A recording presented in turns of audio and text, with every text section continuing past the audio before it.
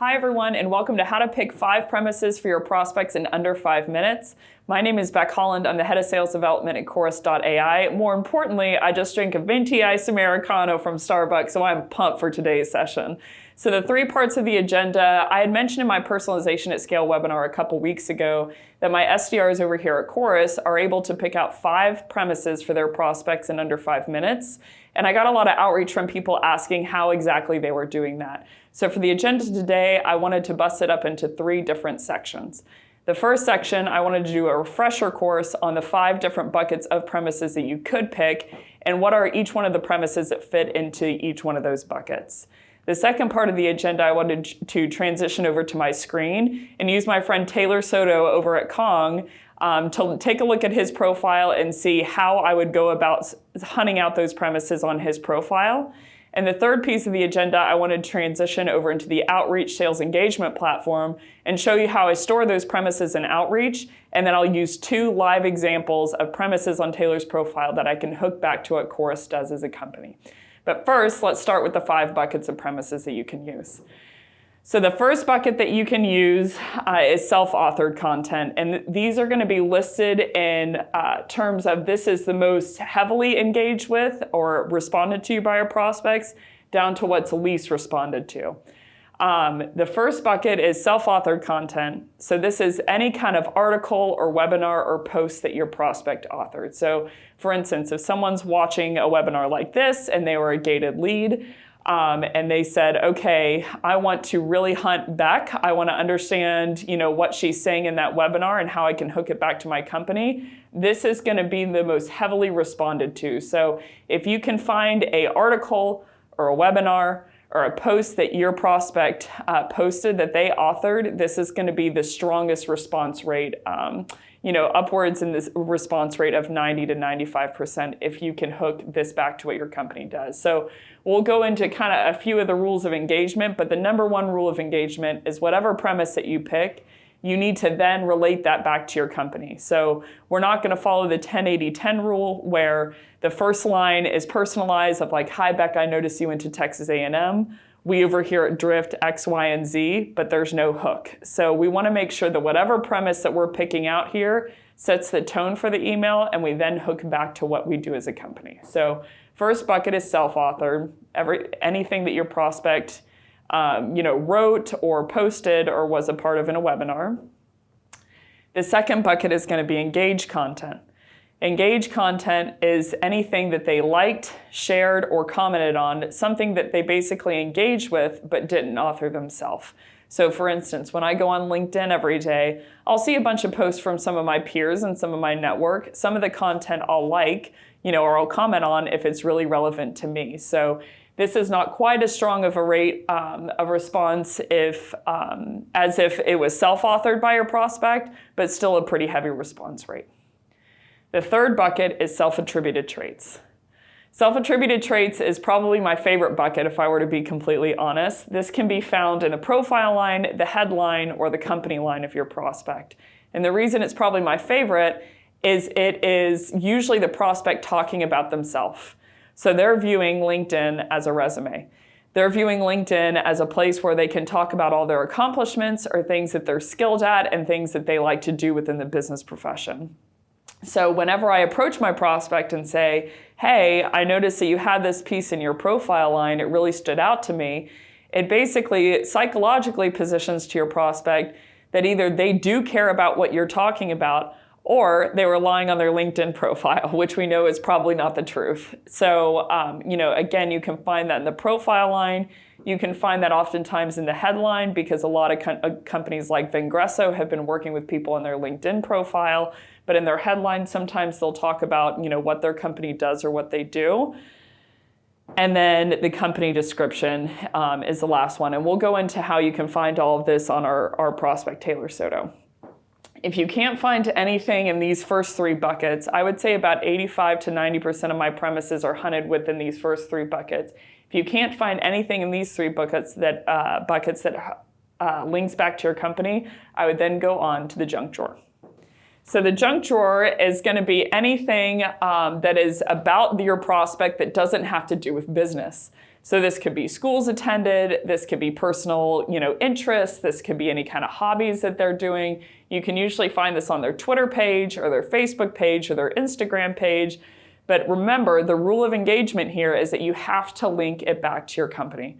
So if I'm reaching out to a prospect, Taylor, and saying, "Hi, Taylor, I noticed from your Instagram page that you are a connoisseur of pizza," I better be able to relate how Chorus relates to pizza in the rest of my email. So I always have people keep that in mind. Otherwise, it seems a little salesy and a little like there is no point other than just giving you a personalized line to make sure it was about you. But above all, you always want to be relevant to your prospect. So you don't want to reach out with a premise that you then don't have that affect the rest of the tone of your email. So the fourth is the junk drawer. I would say these first 4 buckets, the reason that they're strong is they all include a psychographic principle. So this is something about your prospect themselves. So you have 4 kinds of graphics. You have technographics, which is anything about the company's tech stack. You have firmographics, it's anything about the company specifically in a B2B fashion. So that could be, M&A or product sophistication or the amount of money that they've raised. And then you have demographics, which is segmenting your users by, this is more of a B2C stance of like maybe their age or their gender or their geography, their geolocation. But that is the length that people have gone to personalization to date. They have viewed personalization in the most aggressive sense as firmographic, demographic, and technographic. But the 4th bucket that has caused all of this conversion for me on the teams that I've had in the past and current to date is that we are including some kind of psychographic premise. So the psychographic premise is a premise that is about the prospect themselves, anything that they believe in, anything that they have an interest or an attitude or a passion for. And so all these first 4 premises, self-authored content, engaged content, self-attributed traits, and the junk drawer, you're going to all surface these on LinkedIn. And when you see them on LinkedIn talking, if they're making a post, typically it's about something that they really believe in. Maybe something about how they believe sales teams should be run or SDRs should be run, or maybe, about hiring. I've seen a lot of HR in that profession that they post about how, someone, if they have a gap on their resume, then it doesn't necessarily mean bad things about them. But you want to get into something that someone really cares about because you're more likely to trigger a response. So first is self-authored, second is engaged, third is self-attributed, fourth is junk drawer. If you can't find anything in those premise buckets, I suggest that you move on to the 5th, which is company level. So this is the weakest bucket because it's firmographic data only. So what matters to me as a person matters a little bit more to me than what happens to my company. So what happens at Chorus absolutely is relevant to me and matters to me, but not as specific as my work at Chorus. So, the company level, if you can't find anything in the first 4 buckets, I would suggest moving on to the 5th bucket, which is a company level. This can be, M&A, merger and acquisition, blogs, website language, posts, any kind of hiring that they have on their website. But basically the premise here is that you want to be the more detailed, but the more brief, the better. So a lot of SDRs out there in the community have tried to make Mass Blast look personalized. So what you'll get is an email like this. "Hi, Sean, I noticed that your company is growing." So that could be a Mass Blast template to a bunch of different companies. But the difference between that and saying, "Hi, Sean, I noticed that your company grew 6 months over the last or it grew 60% over the last 6 months and just added 17 members to your sales team, and it added a VP of sales." So I was curious to know if you've come across Chorus before. The difference between those 2 fields is the more details that you add, the more you signal to your prospect that you are not mass blasting them and you know who they are. So even at the company level, I would always add a couple of details in there that make your prospect sure that you're personalizing to them, even though it's a firmographic principle. So those are the 5 buckets in descending order. Now let's transition over to the screen where we'll use Taylor Soto as our mock prospect, and I'll show you how to pick out all these 5 buckets on his LinkedIn profile. All right, so here is our main man, Taylor Soto. So Taylor, the first bucket that we discussed was self-authored content. So how you can find this is by scrolling down here to your prospect and hitting See All Activity. And then you can hit articles or posts that they've made, either one. So let's unpack articles first. We would scroll down here and we'd say, okay, is there any article that might relate back to what my company does? So, Chorus is a sales effectiveness platform that helps salespeople get better. So I'd probably browse through these articles and say, okay, this one was the best. My language story, why language deeply connects us, because he's talking about the verbal word, which is really relevant to what my company does. I could then transition over to posts and see if there's anything that Taylor has posted recently. Oh, looks like he shared one of my posts that he has shared recently that has anything to do with my company. So that's the self-authored bucket where you can find webinars, articles, and posts. Then I would transition to, if I couldn't find anything there that related back to what Chorus does, I would go to my second step, which is engage content. So any kind of content that was liked, shared, commented on is going to be in this bucket. So I'd scroll down here and I'd say, okay, Taylor just liked something about quotes about selling from modern experts. So there's probably a premise in there that we could use. Taylor likes a lot of sales content. So he liked, my former post on how to write cold emails. SDRs need to go to more events. So there's a lot of different premises in here that I could probably use. But that sums up engaged content. Is anything that they liked, shared, or commented on is going to be in this all activity bucket. If I can't find anything there, then our third bucket is going to be self-attributed traits. So the 3 parts of self-attributed traits, I'm going to go back to his main profile, is the headline, the profile line, and the company line. So right here is his headline: speed up digital transformation, reduce risk for microservice migration. Probably can't relate that back to Chorus. I then go on to his profile line where it says the following: ask me about Kong Summit 2019, where he said this part about removing the learning curve around digital transformation. I could probably relate that back to removing the learning curve of what your sales rep, how his sales reps are learning. So that would be a good premise for me of that hook on words. If I can't find anything in the profile line, then I will go down here to the company line. So a lot of times people here, instead of saying what their company does, let's see if Taylor does this lower down. Okay, so for instance, at his time here on LinkedIn, he talks about his quota attainment. So there's probably a hook there, and it's more focused on what he did at LinkedIn versus what LinkedIn does as a company. So that's self-attributed traits. Again, it's company line that can be found here, or company description. It's profile line that can be found here in their about section. And then the last section is their headline right here. So if you can't find anything in self-attributed traits, I would suggest going into the junk drawer. So the junk drawer, we're going to scroll all the way down, and we're going to go down to any kind of maybe recommendations that were given to him, any kind of honors and awards, projects that he's involved with. So he's involved in the Super Bowl 50 halftime show. I didn't know that about Taylor. Way to go, Taylor. Flash mob proposal in San Francisco, he's involved in. Sorrento brand ambassador, he's a stagehand for the SSU Neverland. I don't even know what that is, but it's pretty interesting.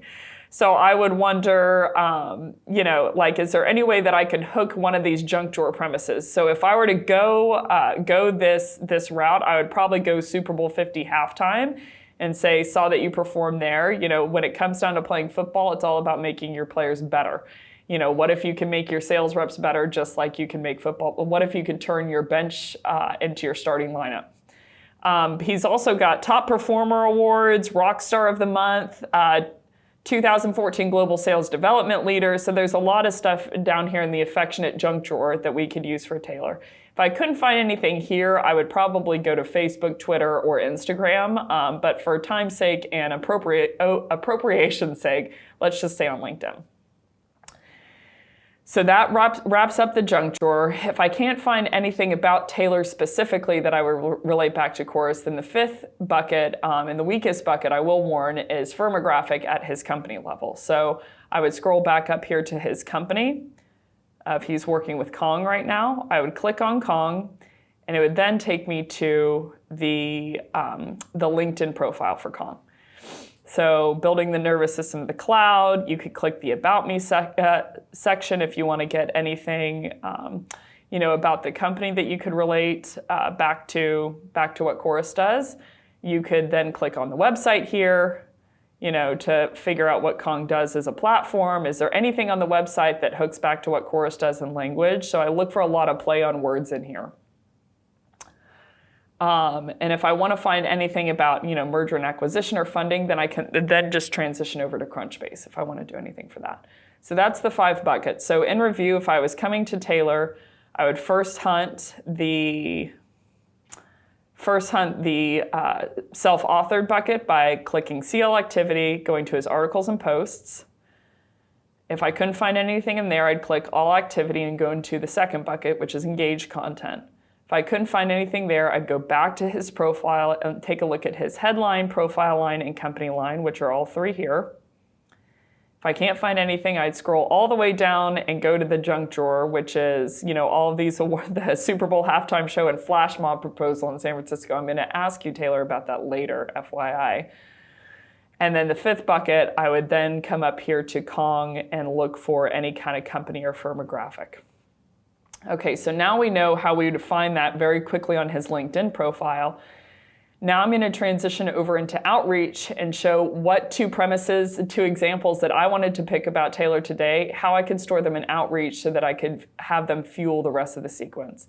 So at the beginning of the sequence, for my reps over in, when they're using outreach, beginning of the sequence, the first step is to view the LinkedIn profile and source premises. So I want to source 5 premises in under 5 minutes and then put them within the outreach system so that it fuels the rest of the sequence. So the 2 premises that I'm probably going to pick here today, I'm going to click this article for self-authored content of My Language Story, Why Language Deeply Connects Us. So I'd come in here, and the first thing that I need from the article is the title. So I'd copy this, and I'd transition over to my outreach platform. By the way, you need to build in all of these personalization settings into the custom fields. We're not going to unpack that today so we don't get too much in the weeds, but we'll probably do a session about it later. So let's just assume that the sequences are built and the custom fields, personalization fields are built in. Here's the prospect view of Taylor Soto within Outreach. I would go ahead and hit Edit. And then I would scroll down here to my first BDR1 self-authored LinkedIn article title, and I would paste it here. I then come back here to LinkedIn and say, okay, now I have the title of the article, but let's scan the article to find one line that really stands out to me, or that I can hook back to Chorus. Okay, I like this line. Language has the power to connect us. So I'm going to copy that. I'm going to put the transition back over here into Outreach, and I'm going to say the LinkedIn article excerpt that I have located in the second field here, I'm going to paste it here. So that's one premise, is that LinkedIn article. So the angle I would probably go, whether that was an email or whether that was over a phone call, is, hi Taylor, the reason for my outreach is I couldn't stop reading your article, My Language Story, Why Language Deeply Connects Us. One line that stood out to me was language has the power to connect us. What if you can make sure that your reps are connecting with your prospect in the exact same way on their sales conversations by using the language about your value prop to ensure more closed deals, is probably the angle that I would go over phone or over email. So that's the first premise that I would use. The second premise I would probably use is I liked here in his profile line, so that's the third bucket, is self-attributed traits. In his profile line, he said, let me find it, he said he likes removing the learning curve around digital transformation quickly and safely. So I'd copy that from his profile, transition over here into Outreach, and my third bucket for self-attributed traits for the profile line excerpt is here. And the premise for the profile line is removing learning curves quickly. So now I have 2 premises, and I'm just going to go up here and click Save. So now every single time that I call Taylor or email Taylor, all of this data is going to be surfaced right here in the prospect custom field. So, If he were to pick up once, or I were to send him my first email, I would say, "Hi Taylor, reason for my outreach is I saw your article, My Language Story, Why Language Deeply Connects Us. One line that really hit me hard was language has the power to connect us."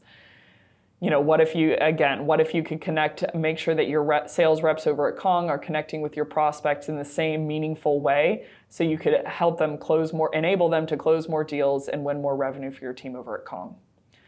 If I burned that on an email and he didn't respond to it, I know that he opened it and it didn't respond, then I would probably have my second email look something like this. "Hi Taylor, the reason for my outreach is I couldn't stop reading your profile line on LinkedIn where you talked about removing learning curves quickly. The line that really stood out to me was removing the learning curve around digital transformation and safely and quickly is a passion of mine. So I was curious to know if you've come across Chorus before." He would say, "No, I haven't." I'd say, "Got it. How about this? Give me the next 30 seconds and I go into my upfront contract." And I would then loop back how we want to remove the learning curve for your sales reps over at Kong back to his article about how he values, or back to his profile line about how he removes the learning curves quickly. So in summary, that's how you pick out 5 premises in under 5 minutes to fuel the rest of your personalized sequence for your prospects to make sure that you hook them. You go to LinkedIn, you find the 5 buckets, and then you put them into outreach to fuel the rest of the sequence. But more importantly, always drink a venti iced Americano before you do sessions like this.